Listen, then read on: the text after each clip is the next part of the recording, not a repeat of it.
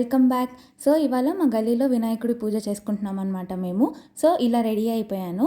ఆ తర్వాత ఇంకా పూజకు కూడా మెల్లిమెల్లిగా ఒక్కొక్క పనులు చేసుకుంటూ ఉన్నాము. ఇక్కడ పంతులు గారు రావడానికి లేట్ అయింది, కానీ శాస్త్రం ప్రకారంగానే అన్నీ చేసుకున్నాం అనమాట. సో ఇంకా వినాయకుడికి ఇలా అప్పాల దండ వేసేసాము. ఎందుకు అంటే గజమాలలు ఆల్రెడీ చాలా ఉన్నాయి కదా, సో కొంచెం వెరైటీగా ఉంటుందని చెప్పి ఇలా దండ వేసాము. ఆ తర్వాత ఇంకా పూజ మొదలైపోయింది. ఇలా అందరం కూర్చుని ఉన్నాము.